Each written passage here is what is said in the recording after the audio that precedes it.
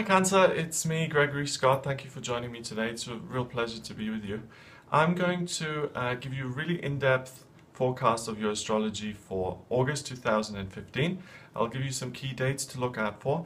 And with that said, I'm going to get started straight away. So the first thing that occurs is that Venus, the planet of love, the goddess of love, goes into Leo in your second house. Okay, so Venus has been in Virgo for the last couple of weeks, and Venus really doesn't particularly appreciate that. Virgo is very dry, it's very detail oriented, and it doesn't enjoy itself. It's much more about organizing things, okay?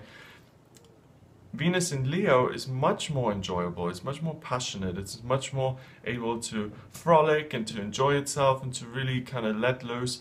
So that really kind of sets the scene for August, and it really starts things up already.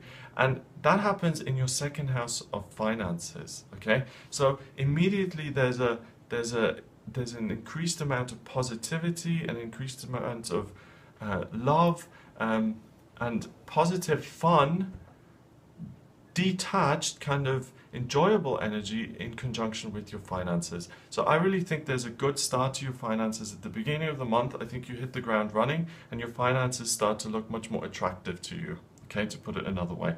There's also a T-square that happens on this day between Jupiter conjuncting Venus. So you've got love and good luck in your finance sector this month. And they connect with the moon in Aquarius in your 8th house of other people, and it kind of resolves itself with Saturn in the 5th.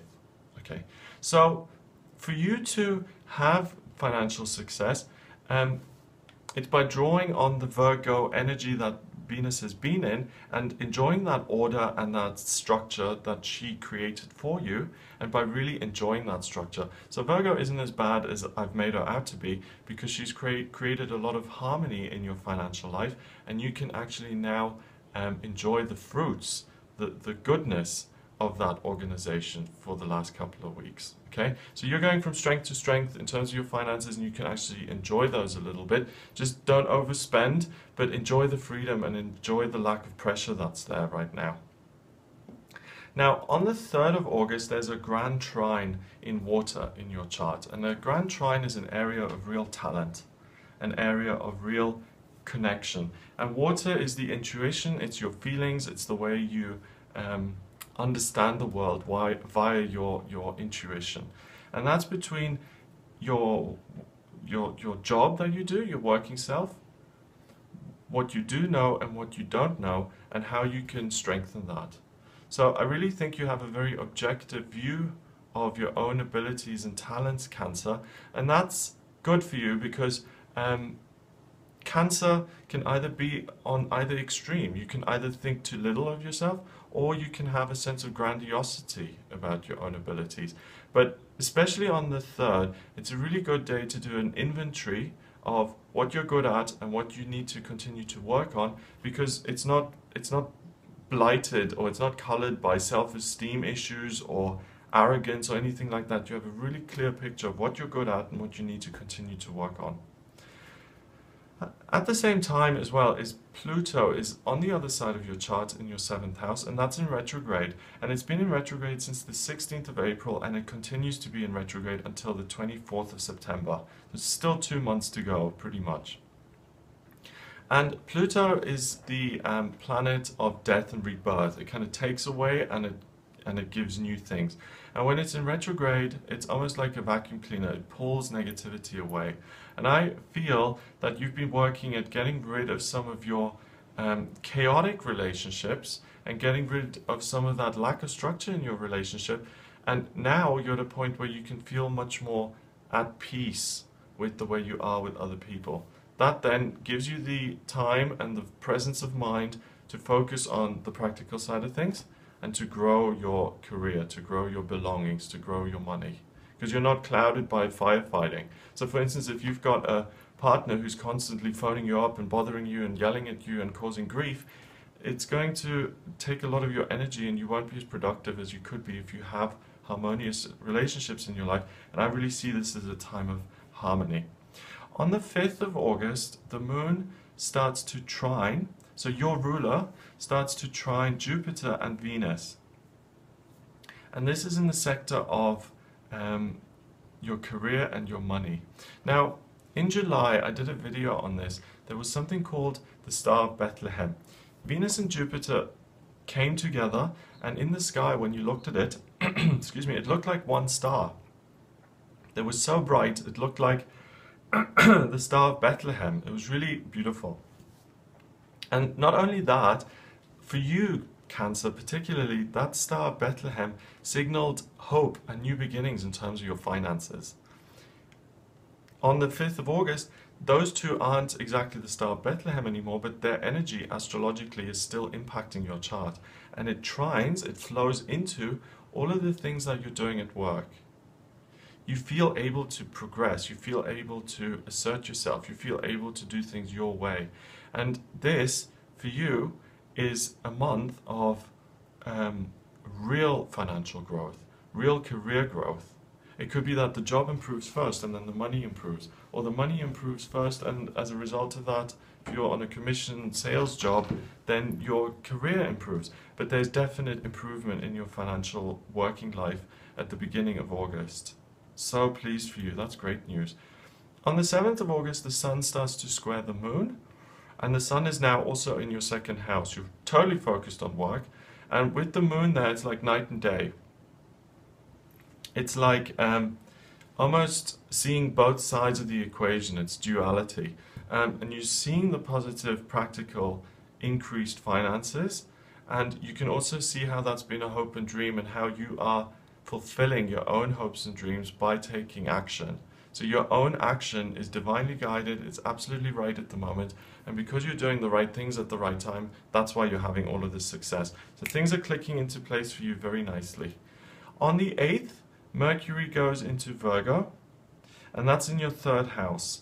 So you become now, think of Virgo, Mercury going into Virgo, very, very happy first of all, because Mercury rules Virgo. And it also rules Gemini, so think of Gemini is the daytime and Virgo is the nighttime in terms of this rulership. And Virgo with Mercury is very clipped, very precise, very clear, very no nonsense, very unemotional. And that's in your 3rd house. So really this is a fabulous, fabulous time for you to write some checks or to manage your bills or to sign and put together contracts, for you to write a textbook. I wouldn't say it's so great to write a fantasy novel, but a textbook, something that has to be precise and clear, that the headmistress would approve of. That's what you're going to be good at, because you're going to be embodying that headmistress, Queen of Swords energy. There's also a Grand Cross occurring on this day, so you're going to feel quite busy. I think it's going to be between the lack of movement you feel in your romantic life right now. I think the joy and the success that you're having in your career, your real focus on using your skills and talents to help other people by expanding your horizon, by broadening. So I don't think you're so interested in romance at the moment. I think you're interested in learning, in understanding what went wrong in the past, by broadening your horizons, by traveling, by discovering new things, by being inspired by things in the world. It's like you're a sponge on this day and you're literally just sucking in all of the information. Your ruler, the Moon, is in the 12th house in Gemini. So it's all about information. So your ruler is being ruled by Mercury, okay? So it's very, very, very communicative, and that's really what you're embodying around this time of the month. On the 9th, Mars goes into Leo, and that's in your 2nd house, so the drive for financial success, career success becomes even heightened, even more heightened, and Mars is the soldier. Mars is the ultimate man, you know, the man's man, who wants what he wants, and he gets what he wants, and he pursues it relentlessly. It's like the Terminator. And he's in Leo, and that makes him very fiery and very passionate about what he wants. Okay, so it's the soldier squared. That's in your 2nd house. So to attain, to make your physical, financial world work for you is so important. You're like the Gordon Gecko of the zodiac this month because your focus is really on the material, Cancer. You're really, really interested in making your financial life a very solid and successful and powerful a theme in your life. You've got 5 things in there. You've got your midheaven, Mars, the Sun, Venus, and Jupiter. 2 very, very benefic, positive planets, and then 2 very willful, very powerful, very driven planets. So that coming together is the luck of the universe and your drive, your desire coming together to create something. There's no way that you're not going to get more money, more ways, more opportunities of making money, making your financial life the way you want it to be in August. On the 11th of August, the moon starts to really connect in a positive way with Neptune. And I really think you get a message. And for you, Cancer, I think this is a feeling message that's going to resolve some of your issues. I want you to do an inner soul journey, or I want you to go on a trip on the 11th. It can be a trip in your mind, it can be a trip in the real world, but I wanted for you to have the kind of flavor of a pilgrimage, because you discover something about yourself on this day that will,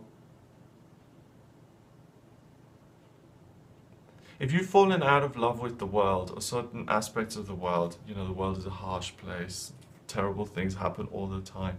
If you've really lost your love for life, for the process of life, and I'm not saying every Cancer will have this experience, but some of you may, it's a great time to be given a gift to discover something about yourself that really makes you understand why you're going through this, why you're here on planet Earth, why you're experiencing this process of life, and it will restore your faith in magic, the magical process of life, rather than the mundane going through life, the daily suffering, the everyday grind of it. It will really change your perspective around and really give you that sense of this is a beautiful spiritual process and I'm grateful to be part of it. So some sort of message or dream comes through and really re-inspires you on the 11th. On the 12th through until the 19th of August, Mercury starts to build a relationship with Pluto. And that's about, you're going to have the gift of the gab now starting the 12th through the 19th, and you're going to be able to talk your way out of situations or to fix situations through your words that have been very unpleasant. Especially people who have been mad at you, people who have been angry at you, people you may have done wrong. It's a great time to make amends. It's a great time to talk people round if you're that way inclined. That even if it's taken to the other extreme, it's about being able to manipulate people and getting them to think things the way you want them to think. On the same day, Jupiter goes into Virgo, and it stays there for a long time. It stays there until the 10th of September 2016, for a year. And Jupiter is in your 3rd house now in Virgo, and it means that I've done a separate video on Jupiter in Virgo. Have a look at that if you're interested. But Jupiter is the planet of good luck and good fortune, and your Jupiter, Cancer, is in the 3rd. So you access your luck by practically, in a practical sense, communicating and engaging with education, exchanging information, being critical to some extent, but by being precise and clear in terms of the way you talk and communicate. Get your message out there, and it taps into that ability to influence and to change, because you've got a really good grip and grasp on communication, and you've got the gift of the gab, like I said. Now, the 14th of August sees the new moon occur. The new moon is a period of planting new seeds, of putting your intentions out there. And lo and behold, it's in your 2nd house of finance in Leo. So you will have had quite a lot of financial success already, and now you're building on that success and looking at how you can make that even greater. And it connects in a quincux relationship to Chiron in your 9th. I think the success that you're having financially and career-wise at the moment really makes up for some of the things that you've been disappointed about. You haven't been able to travel the world, for instance, or you haven't had the education that you wanted. this level of success really makes that okay. You know, if you're thinking, oh, I would have done much better in life if I had a degree. Once you start to succeed, that thought will be altered because you're like, well, look, I've got all this money. Maybe I didn't need the degree. And it allows you to heal that thought. And that's the kind of energy I get around the new moon for you. On the 15th, Jupiter starts to oppose Neptune until the 13th of October, so 2 months. And this is interesting because you start to near the kind of communicator that you want to be and you always dreamt of being and thought you could be. So you start to actually reach your potential in terms of the way you are now communicating. For you, Cancer, I don't know, but if you've thought of writing a book or doing a podcast or starting your own radio show or doing your own YouTube channel, something like that, August, especially the 15th of August, is a fab time to start that, and that opposition between Neptune and Jupiter will last until the 13th of October. So you're really going to be at the height of your powers in terms of realizing the dreams of how you want to communicate. If you've been going to a public speaking association like Toastmasters or something, you will make huge leaps and bounds and huge progress in that area of your life. Anything to do with communication is fab. 18th of August, the moon is now in Libra, and that connects very nicely with Mars and your midheaven, which are in the second. On this day, I really think you get a positive message from one of your family members who tells you something that will help you take your career and your money-making pizzazz that you've got at the moment even further. It'll be like a bing moment of inspiration. Someone may say something in passing, or someone may say something explicitly that's really going to help you along. On the 20th, the moon is connected with your ascendant, and you feel very romantic now on the 20th. I think you feel very but it almost has a manipulative feel to it. It's almost like you're entitled to love on this day. I think you may become a little bit demanding. Well,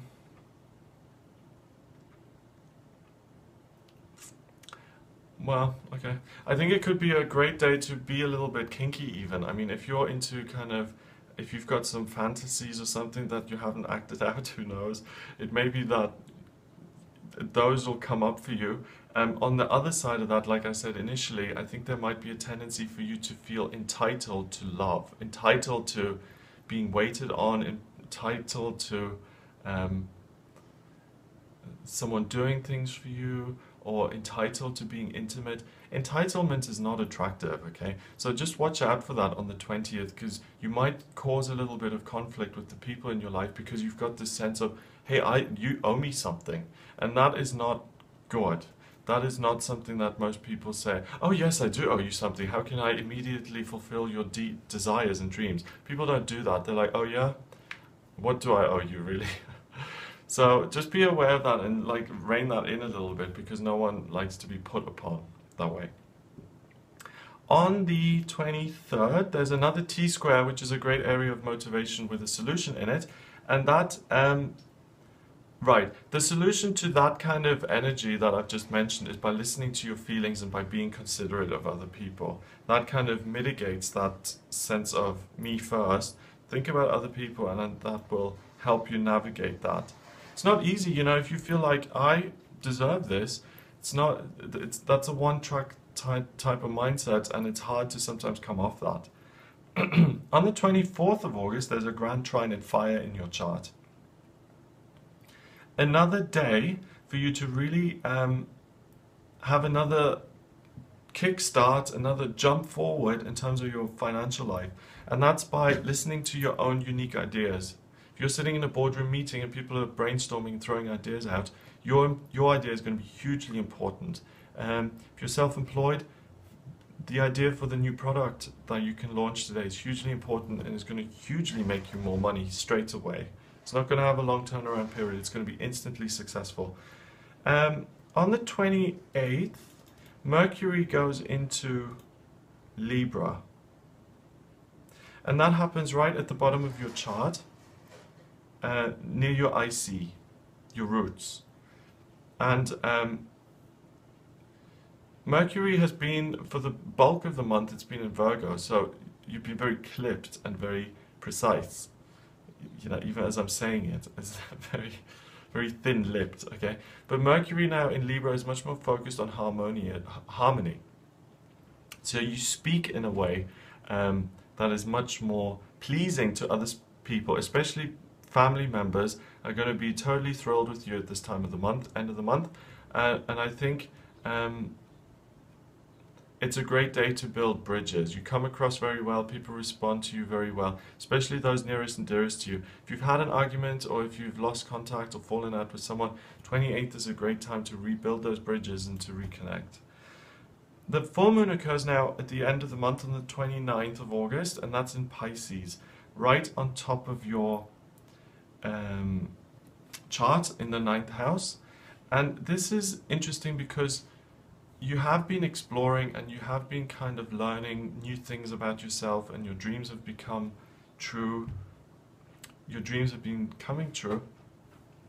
And I told you to travel during the month, but I'd like you to think of this whole month as learn as much as you can, be inspired by external things as much as you can, especially spiritual things, because I really think your horizons broaden much more, and I think you start to discover aspects of life that you really haven't been aware of before.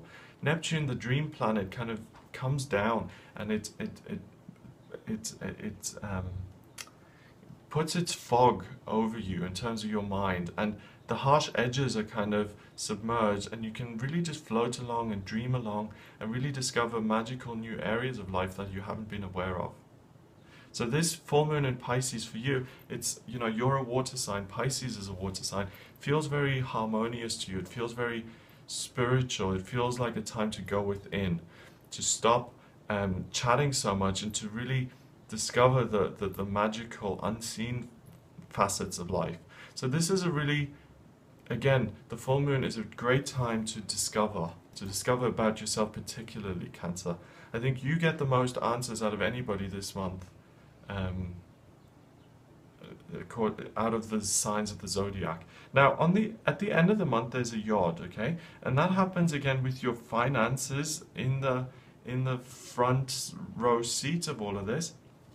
Right, so all of this self-discovery that you've been doing, it's not just for your spiritual progress, and it's not just for your financial progress. Both of those things bounce off each other. So because you've got more financial security in your life, you've got more time to explore spirituality.